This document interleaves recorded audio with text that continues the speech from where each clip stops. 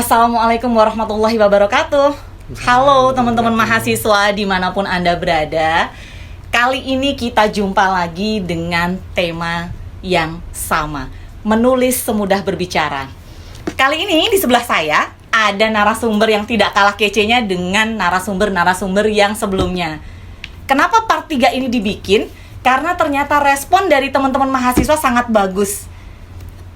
Bu Ajeng, tolong dong bikin lagi sequelnya gitu ya. Tolong dong bikin lagi ini bagaimana kita bisa mempraktekkan menulis semudah berbicara dan komen-komen positif lainnya. Maka hari ini kita datangkan narasumber yang berbeda yang bisa memberikan sightseeing kepada kita, khususnya anak-anak komunikasi, agar bisa belajar menulis.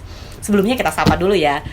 Di sini kebetulan waktu di studio Visum ini, bukan studio Mami Ungu ya, ini kebetulan menunjukkan jam 1:30 lah. Kalau jam saya, nggak tahu kalau jamnya Mas Didi gitu ya. Apa kabar Mas Didi? Alhamdulillah kabar baik. Kabar baik. Nah, kalau orang eksak jawabnya kayak gini ya, kabar baik gitu ya. Nggak ada preambulanya apa-apa gitu ya, nggak ada tambal-tambalan. Harusnya sapaan hangat gitu. Apa kabar teman-teman mahasiswa gitu.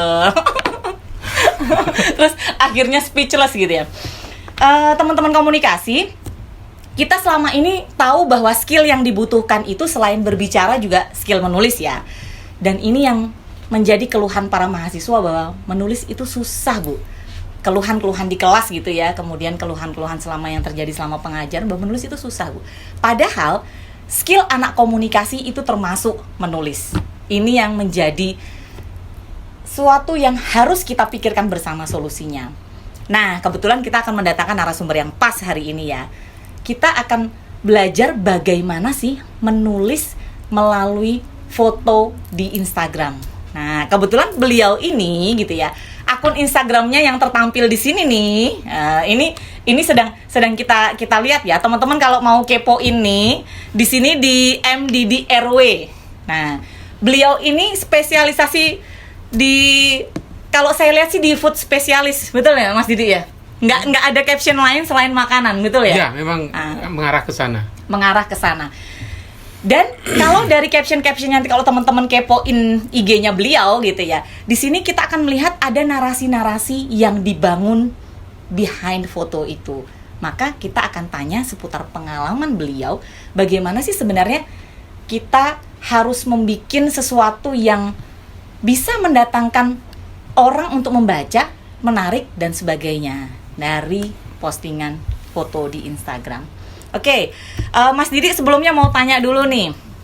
Kan sebelumnya terima kasih ya Mas ya, di sela-sela kesibukannya sudah hadir di studio Visum gitu ya.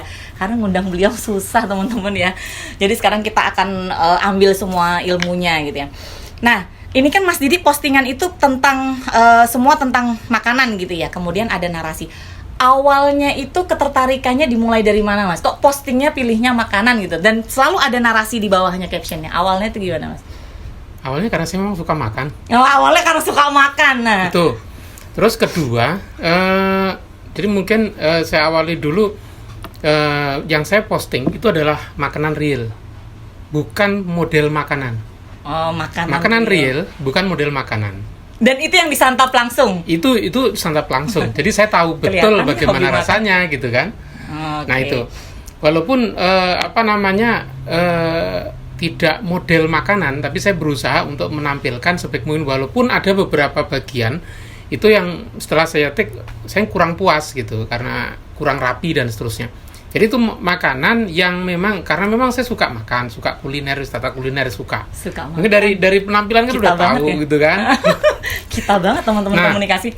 Itu satu, saya nggak mau itu model makanan. Jadi itu benar-benar real food, benar-benar makanan nyata gitu ya. Makan nyata yang diledekin orang kalau mau makan bukannya baca basmalah, ini malah difoto duluan gitu. Iya, foto duluan, setelah itu baru dibaca basmalah kan gitu. Iya. Nah itu, jadi dia mah awalnya itu. Terus kemudian awalnya kalau di postingan-postingan awal itu bukan cuma makanan saja gitu.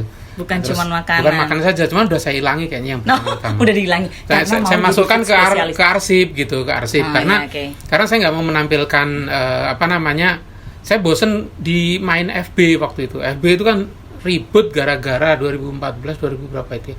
Pilpres itu ribut itu. Saya pindah IG tapi makanan aja deh.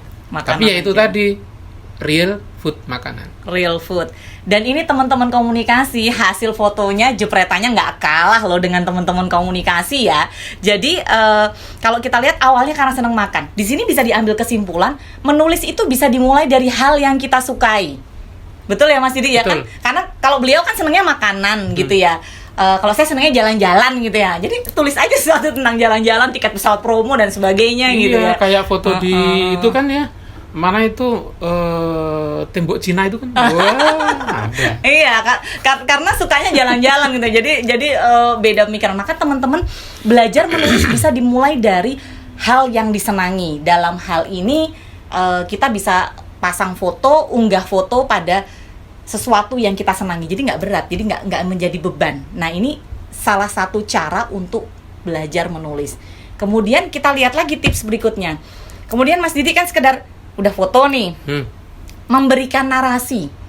Itu bagaimana memberikan narasi yang agar orang, kalau saya ngelihat nih, kan tertarik, kayaknya enak banget ya gitu ya. Bahkan teknik motonya beliau aja nih, kalau teman-teman bisa lihat di sini ya, nanti kita lihat sampai di close up, di bener-bener seolah-olah itu enak banget gitu.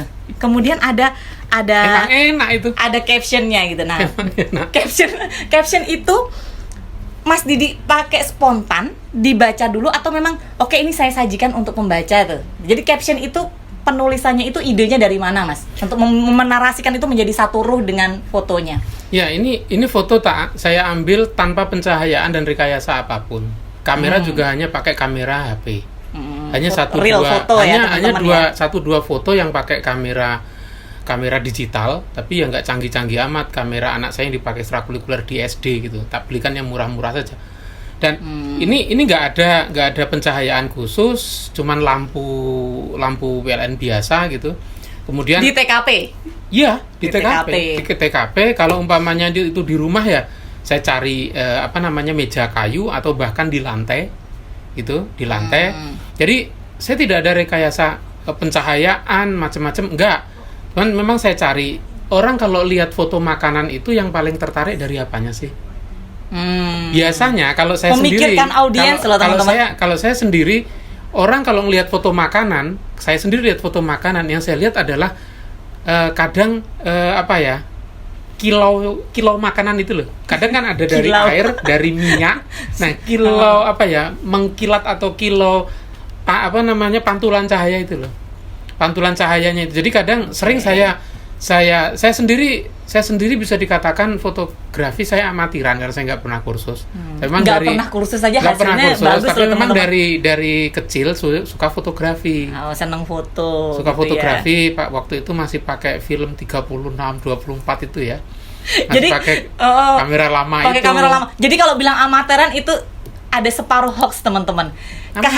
Kehandalan fotografi beliau diakui oleh kaprodi kita sebenarnya. Pak Rama Kertamukti itu mengakui kehandalan beliau pada saat ini yang moto Mas Didi loh gitu.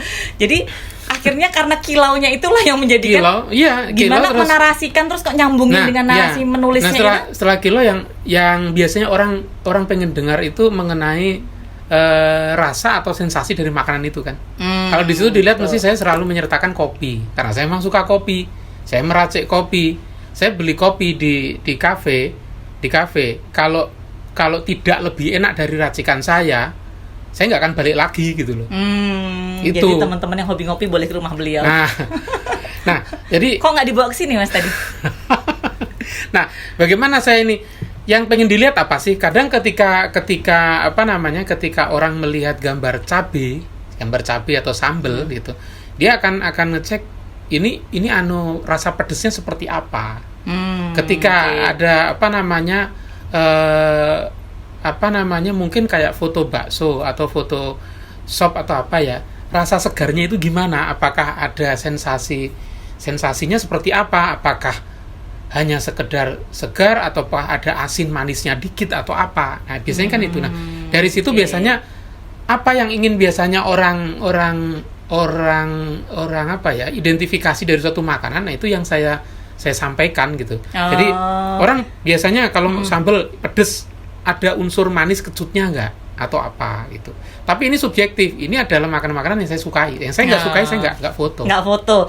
Jadi tadi kata kuncinya ya teman-teman mahasiswa pada mulai narasi itu dari sensasi apa yang ingin diberikan, karena ini kebetulan fotografi kan, jadi sensasi apa yang ingin diberikan ketika orang melihat foto kita, kemudian diberikan caption gitu ya. Nah, sensasi inilah yang pengen Mas Didik sampaikan untuk bisa dirasakan oleh audiens. Nah, seperti yang kalau narasumber sebelumnya kan bilang ekspresikan gitu ya, dosen datang telat, ekspresikan aja gitu ya, bis datang telat. Nah, kalau ini kebetulan di makanan.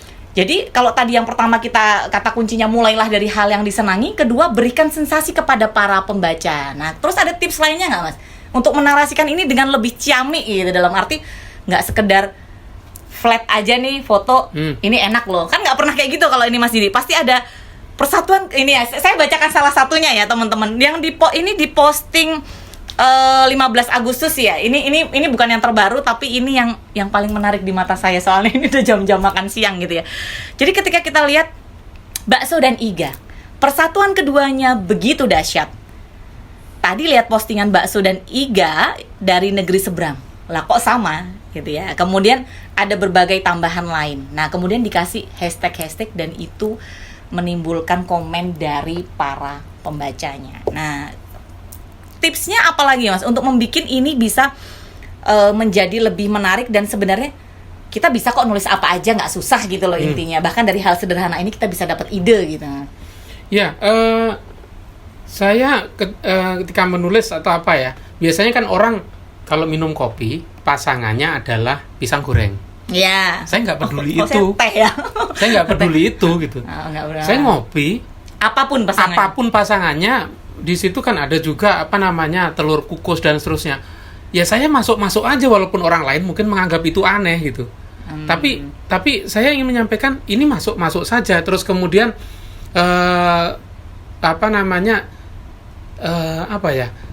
ketika saya tadi umpamanya membuat narasi, ini cocok dengan ini cocok dengan ini. Walaupun di luar sana banyak yang mengatakan itu nggak cocok. Itu bagi saya ya itu urusan kamu gitu.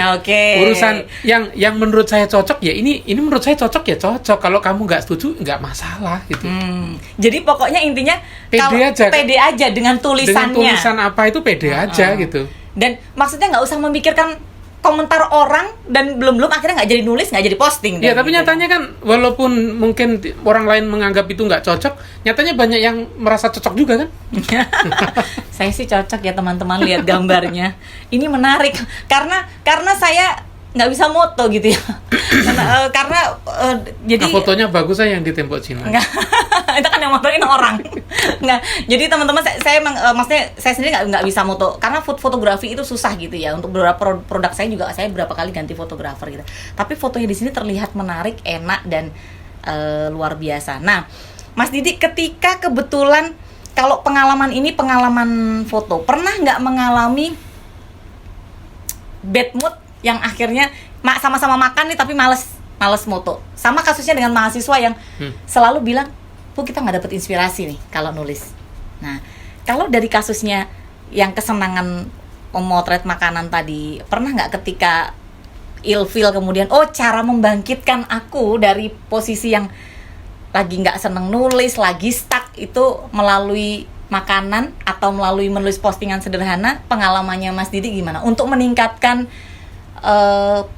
inspirasi agar tidak posisi stuck ketika kita lagi menulis gitu?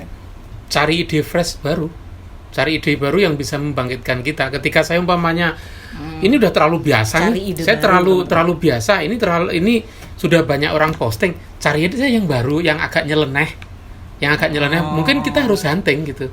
Jadi cari yang agak baru, makanya saya postingnya kan nggak rutin, karena memang saya kalau umpamanya tidak mendapatkan sesuatu yang agak berbeda dengan yang lain, terus nggak ada ide itu umpamanya. Tapi kalau walaupun hanya nasi sambel, tapi kalau saya bisa mengeksplor ini sambel yang unik dan seterusnya, saya foto gitu. Jadi tidak selalu harus saya sesuatu paksakan. yang wah gitu ya. Iya, enggak.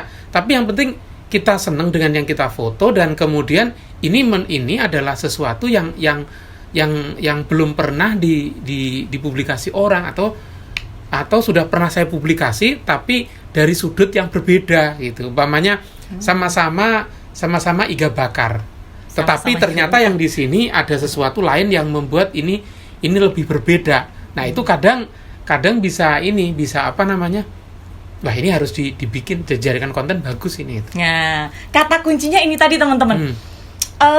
Mencari sesuatu yang baru. Kalau perlu hunting.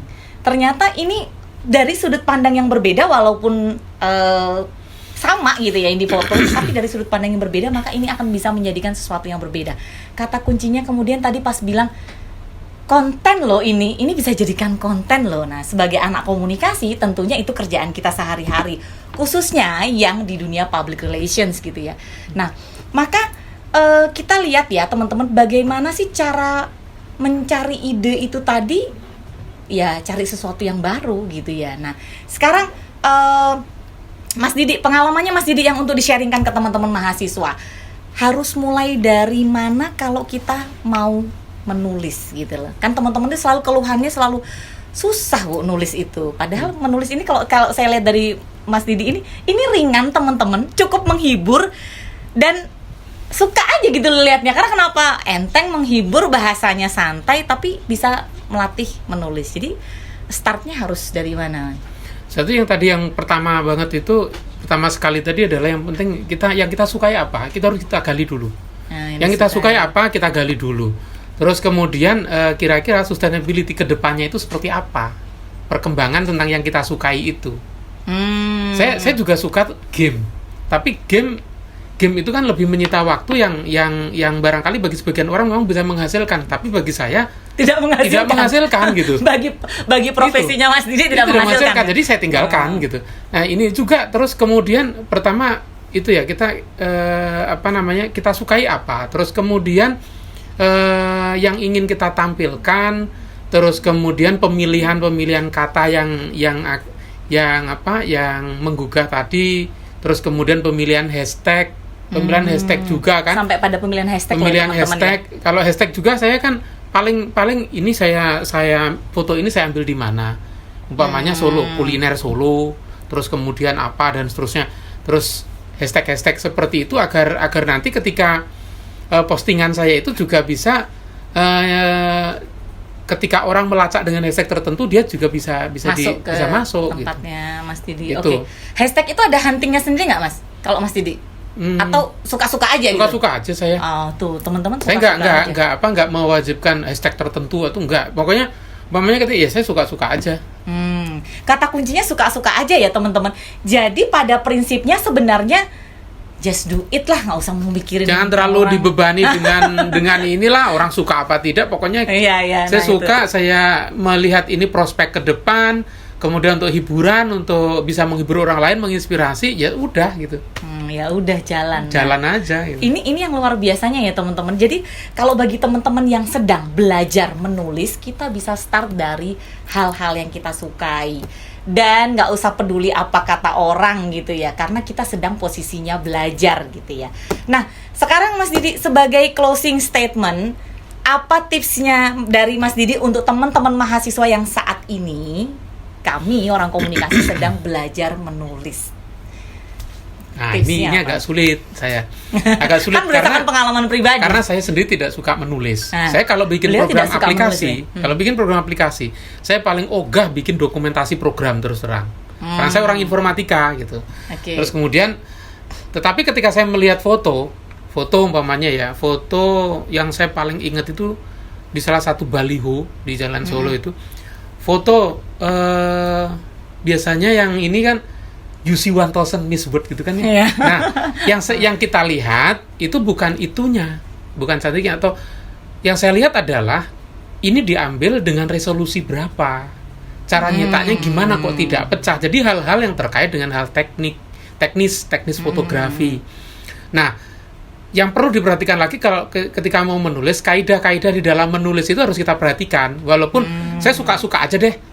Ya saya suka-sukanya itu harus sesuai dengan kaidah menulis. Mungkin mungkin harus diawali dengan apa namanya teori-teori menulis atau apa. Saya juga kurang paham karena saya membuat foto memberikan komentar, kemudian caption juga, itu kan hashtag itu juga kan karena ya muncul aja apa yang ingin saya ditulis ya. Iya, apa yang ingin saya sampaikan, yang pengen diceritakan ya. Yang diceritakan saya sampaikan gitu. Jadi yang paling utama menurut saya, dan ini ini biasanya mahasiswa itu sulit, yaitu gali potensi yang ada dalam dirimu. Itu sulit sekali. Gali potensi dalam diri gitu. Mengidentifikasi saya sukanya apa. Oh iya. Saya sukanya apa, bidang saya apa. Pak, saya mau ngerjakan skripsi, mau ngerjakan TA. Idemu apa? Saya nggak tahu. Loh, idenya nggak tahu. Biasanya saya minta yang paling kamu sukai bidang apa. Selalu gitu. Okay. Yang paling kamu sukai bidang apa? Terus kemudian yang paling kamu sukai bidang apa? Terus dari yang paling kamu sukai bidang apa itu, untuk mewujudkan itu kamu harus ngapain? Apakah perlu kursus? Karena mungkin bidang keahlian itu tidak diperoleh di perkuliahan. Kalau perlu memang kursus atau workshop atau pendidikan informal lain, kenapa tidak gitu? Untuk supporting ke arah situ. Iya. Jadi terkadang apa yang kita peroleh di kuliah itu terkadang tidak semuanya bisa mendukung atau mensupport apa yang saya suka gitu. Saya suka programming. Iya. Tapi ternyata di programming ketika saya kuliah, yang paling saya ingat itu adalah dasar-dasar pemrograman. Cuman pemrograman yang lain, Python, R, macam-macam, itu kan nggak pernah diajarkan. Saya harus belajar sendiri atau cari kursus atau apa gitu loh. Jadi saya suka gini kok, suka A kok, tapi kok kuliah saya tidak mendukung A ya. Saya akan berupaya sekuat tenaga dengan cara apapun, baik itu di luar kampus, untuk bisa mensupport keinginan saya yang suka A ini tadi. Oke. Nah, itu. Ini menarik ya teman-teman, statement yang bagaimana caranya, pokoknya gitu ya, harus ada supporting system untuk keinginan utama. Nah, teman-teman nih yang sudah nyemplung di ilmu komunikasi, kan skill yang dibutuhkan tidak hanya berbicara, menulis juga menjadi kewajiban. Mau jurusan advertising, mau jurusan PR, mau jurnalistik, apapun itu sangat membutuhkan skill menulis. Maka tadi ada tips yang menarik bahwa mulailah dari yang suka gitu ya, kemudian usaha untuk membuat supporting system ke apa yang disukai gitu ya. Nah, teman-teman ini sering nanya, saya nggak suka menulis. Mas Didi pun nggak suka menulis gitu ya, tetapi karya jurnalnya ada di mana-mana gitu ya. Kemudian postingan di Instagram ada juga yang dengan caption dan foto yang begitu menarik gitu ya. Ini yang beliau nggak seneng nulis. Jadi sebenarnya bukan masalah bisa atau tidak bisa menulis, tapi mau atau tidak mau kita belajar ke situ gitu ya Mas Didi ya. Iya. Nah, jadi sekarang kita tanya, kendala terbesarnya dalam menulis sepanjang pengalamannya Mas Didi apa? Ini menulis terkait IG atau menulis yang caption, yang kita bikin caption sederhana di IG, karena kita startnya hari ini dengan tema penulis postingan untuk pendukungnya IG. Jadi apa kendala terbesarnya, apa? Bingung nih apa, iga bakarnya diapain gitu kan? Kalau saya karena diawali dari suka, jadi saya nggak pernah bingung ya. Nggak pernah bingung. Tuh teman-teman. Jadi kalau seneng itu nggak pernah bingung. Karena seneng, saya mau tulis apa aja, santai aja. Santai aja. Mau di-like, mau disukai orang atau tidak, ya santai aja. Santai aja. Kalau ini karena kita berbicara masalah postingan di Instagram ya, maksudnya untuk mendukung supporting. Kalau kendala menulis pada umumnya, saya paling susah mengawali paragraf pertama. Paling susah. Teman-teman mahasiswa juga sama ya. Paragraf pertama saya paling susah. Saya juga gitu kan. Makanya saya kadang kalau menulis kayak umpamanya paper atau apa, itu saya lakukan aja penelitian saya. Kemudian dari penelitian saya itu saya awali dengan membuat flowchart. Membuat flowchart. Bagaimana alur penelitian yang saya lakukan? Saya buat dari flowchart dulu. Nah, setelah flowchart jadi, kemudian saya buat narasi flowchart, penjelasan dari flowchart, baru kemudian saya ke bab 1 tentang teori-teorinya. Itu yang saya lakukan, karena kalau saya diminta buat dari teori dulu nanti gini, saya nggak bisa kayak gitu. Oh, Saya oke. awali ketika membuat paper gitu. Saya buat yang mau saya buat apa? Yang saya buat apa? Ini kayaknya idenya bagus. Dari paper-paper yang dibaca ada unsur pembeda atau sesuatu yang bisa dijadikan nilai tambah gitu. Alur penelitian gimana sih? Saya bikin flowchart dulu deh. Diagram alir, flowchart pokoknya alur yang akan saya lakukan ini. Dari flowchart itu kemudian saya jelaskan, sampai kemudian selesai. Baru kemudian saya ambil kira-kira kalau kayak gini latar belakangnya apa yang ini. Tapi saya udah punya dasar ya, punya dasar tentang keilmu tersebut gitu. Baru kemudian bab satunya latar belakangnya itu baru saya explore dan kadang itu bisa mengakibatkan flowchart tadi agak berubah sedikit gitu. Jadi tidak mesti dimulai dari yang berat dari tengah mundur naik nanti bisa mundur lagi nggak teratur gitu. Teratur. Pokoknya jalan. Pokoknya jalan aja. Pokoknya jalan. Pokoknya kata jalan. kuncinya itu. Jadi kalau beliau tadi mulainya dari flowchart gitu loh, karena bagi beliau ini berhasil gitu ya. Bagi Mas Didi ini berhasil gitu. Teman-teman mahasiswa bisa jadi mempunyai tips dan trik yang berbeda ya, karena disesuaikan dengan orang gitu ya, yang masing-masing dari kita berbeda gitu ya. Jadi kalau tadi bikin flowchart, kemudian bikin, kalau ini kalau sudah yang agak berat ya, maksudnya yang menulis bukan sesederhana tadi caption di postingan di Instagram ya teman-teman. Jadi bikin flowchart yang kemudian akhirnya dibaca lagi dan akhirnya ditambahin dan bisa jadi maju mundur. Tapi intinya just do it gitu ya. Lakukan just aja. do it. Lakukan Nggak saja. usah kebanyakan mikir. Bu Ajeng banget ya. Whatever your plan, just do it gitu ya. Kita tagline-nya kan begitu di setiap akhir ending. Nah, teman-teman mahasiswa, sekarang kita udah tahu ya ilmunya ternyata harus mulai dari yang disenangi. Nah, sekarang Mas Didi, karena beliau ini cukup sibuk ya, tidak bisa ditahan berlama-lama gitu. Kita mau bikin, jangan Mbak sebentar aja gitu. Saya nggak sibuk, nyantai aja. Nggak sibuk, nyantai aja gitu. Tapi di WA hampir cancel loh hari ini teman-teman. Jadi sekarang gini Mas Didi, apa yang bisa di-sharingkan ke teman-teman untuk memotivasi teman-teman mahasiswa, khususnya di ilmu komunikasi, agar paling tidak kemampuan menulis ini bisa menjadi lebih meningkat? Karena ini yang harus, salah satu skill yang harus kami kuasai.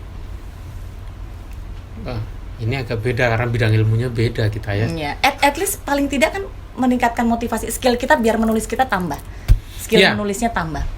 Harus skill menulis tambah dan kemudian memang harus menulis gitu, harus menulis, skillnya tambah, harus menulis. Harus menulis loh teman-teman. Susah saya ya. Just do it. Sebentar. Kenapa beliau susah? Karyanya banyak soalnya. Gini. jadi start dari mana biasanya gini? Itu tadi apa yang kamu sukai gitu ya. Kadang mahasiswa itu juga masih belum bisa memahami apa sih yang saya sukai. Belum bisa mengidentifikasi dirinya, sukanya apa itu belum bisa dijawab gitu loh. Belum bisa dijawab. Saya kemarin sampai lulus juga saya kemarin ketemu dengan alumni, reunian pendek kecil kemarin. Saya heran, kerjaanmu apa? Kerjaan saya Pak, dokumentasi. Iya Pak, kayak gimana? Loh, itu kan kayak membuat alur programnya. Iya, tapi ternyata ada profesi ini Pak di komputer. Saya heran. Wah, ini berarti kamu harus diundang besok pembekalan calon wisudawan di teknik informatika, saya bilang gitu. Karena ada anak informatika taunya itu ya programmer begini gitu kan gitu. Tapi dia belum bisa mengeksplor, dia menemukan pekerjaan itu karena saya sukanya ini, kemudian dia googling pekerjaan yang memiliki karakter begini itu apa sih? Nah itu. Terus ketika ditanya umpamanya motivasi apa agar suka menulis? Pertama yang selalu tadi kita adalah apa yang kamu sukai. Kedua, kita punya target, kira-kira audiens atau pangsa pasar dalam tanda kutip kita itu untuk siapa? Yang akan membaca tulisan yang akan kita membaca tulisan itu untuk siapa? Gitu. Untuk siapa? Saya kebetulan penggemar novel detektif. Sherlock Holmes itu Saya pikir Agatha Christie. Sherlock Holmes itu novel favorit saya yang saya kadang saya bisa selesai membaca bisa 3-4 kali. Tapi bisa menebak siapa pembunuhnya sebelum berakhir. Tetap sulit. Terus serial crime scene investigation, terus kemudian pokoknya film-film yang terkait dengan detektif. Nah, saya suka di situ. Nah, kalau umpamanya teman-teman ini saya sukanya yang apa sih menulisnya? Di bidang ilmu komunikasi apa sih? Saya suka komunikasi yang model apa? Komunikasi ada berapa konsentrasi di sini? jurusan. Kalau di sini konsentrasinya dua, public relations sama advertising. Nah, Kalau di sini, kalau advertising berarti kan harus dalam tanda kutip kreatif. ya di Kreatif. copywriting ya. Kemudian mencari ide yang umpamanya ide-ide agak nyeleneh, yang kira-kira ketika orang melihat sekilas itu langsung wah gitu loh. Ya. Wah, itu jadi ide nyeleneh teman-teman. ide nyeleneh yang ketika orang pertama melihat, biasanya desain kayak kalau saya desain web itu kan kotak gitu. Ketika ada desain web yang tahu-tahu bulat di tengah itu kok aneh gitu kan, nggak biasanya gitu loh. Itu kalau advertising. Terus ide-ide seperti umpamanya yang kadang orang menganggap nggak mutu, itu justru menjadi viral gitu. Iklan-iklan yang tidak mutu, Nggak mutu tapi menjadi viral. iklan-iklan yang tidak mutu, tidak apa, itu justru banyak dibicarakan orang. Iya. Jadi iya, di sini betul. kita juga perlu kemampuan untuk analisis pasar dan pangsa pasar. Kira-kira ketika kita ke advertising dulu ya. Ketika umpamanya saya mau buat iklan yang seperti apa ya? Yang orang sukai seperti apa sih? Yang orang paling tidak sukai itu seperti apa sih? Gitu loh. Yang tidak disukai orang itu bisa jadi akan menjadi viral gitu. Kenapa? Karena tidak disukai, saking tidak Iya, disukai. saking tidak disukainya, sebel tapi diomongin terus Nah, gitu itu. ya. Memang Itu. benci dan cinta tipis ya teman-teman. Nah itu, terus kemudian kalau yang satu lagi tadi apa, public relation ya. Iya. Nah kalau publication. ini saya agak sulit karena seringnya saya ketika ngomong sama orang-orang PR, saya suka mementahkan gitu loh. Alah ngomong gaya orang marketing, udah to the point aja, yang mau lo omongin apaan gitu biasanya. Gaya orang eksak katanya. Nah, kadang gini, yang harus dipahami. Nah, yang harus dipahami kadang beberapa orang itu suka yang to the point. Berapa Jadi orang? gaya-gaya, maaf ya, orang marketing yang suka agak terlalu formal, terlalu ini itu kadang Tidak kurang disukai. Jadi kata kuncinya gitu. sebenarnya di sini teman-teman, sesuaikan dengan pangsa. Jadi sama dengan Iya. menulis gitu ya. Menulis itu harus disesuaikan pangsa. Pangsanya teman-teman mahasiswa atau orang yang high end kan eksklusif, dia nggak peduli price tapi butuh excellent service seperti itu. Jadi tadi kalau bahasanya Mas Didi itu sesuaikan dengan siapa pembacanya gitu ya. Kalau di teman-teman advertising otomatis harus mencari, ada namanya sudut pandang analisis yang harus kita lakukan gitu ya sebelum itu. kita melakukan penulisan. Teman-teman, akhir perjumpaan kita ini kebetulan insya Allah gitu ya akan disambung lagi dengan part-part selanjutnya gitu ya. Karena tema besar kita akan kita bikin berseri, menulis semudah berbicara. Sebelumnya kami ucapkan terima kasih atas kehadirannya Mas Didi. Ingat ya teman-teman, kata kuncinya tadi, satu, mulai dari hal yang disenangi. Itu kata kunci kita hari ini.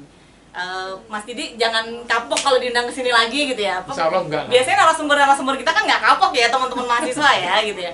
Nah, teman-teman mahasiswa, sekian dulu dari Studio Visum, dan tetap sebarkan vibrasi positif. Assalamualaikum warahmatullahi wabarakatuh. Waalaikumsalam warahmatullahi wabarakatuh.